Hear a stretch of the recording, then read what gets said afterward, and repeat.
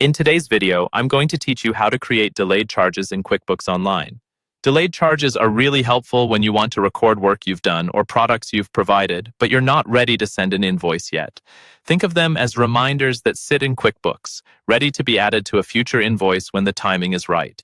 This keeps your records accurate without billing the customer immediately. First, sign into your QuickBooks Online account, and once you're on the dashboard, look toward the top left corner of the screen. You'll see the New button with a plus sign next to it. Go ahead and click that. This is the main button you'll use anytime you want to create something new, like invoices, expenses, or, in this case, delayed charges. After you click the New button, a menu will open with several sections.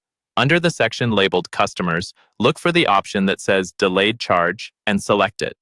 This tells QuickBooks that you're recording a charge for a customer that you plan to invoice later instead of billing them right away. Next, you'll see a form for the delayed charge. At the top, there's a drop-down menu for Customer. Click this drop-down and choose the customer you're creating the delayed charge for. Make sure you pick the correct customer so that later, when you create an invoice, this charge appears for the right person or company. Now, move on to the date fields. You'll have a delayed charge date and a service date. The delayed charge date is usually the day you're entering the transaction into QuickBooks. The service date is the day you actually performed the service or provided the product. Keeping these accurate is important for your records and for reporting, especially if you need to track when work was done versus when it was billed.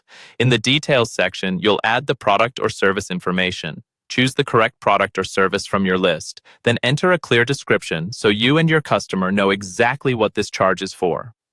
Add the quantity, like hours worked or number of items, and then enter the amount or rate. QuickBooks will calculate the total for you based on what you enter. Once you've reviewed everything and it looks correct, go to the bottom right corner and click Save and Close. This will store the delayed charge in your customer's account, ready to be pulled into an invoice whenever you're ready to bill.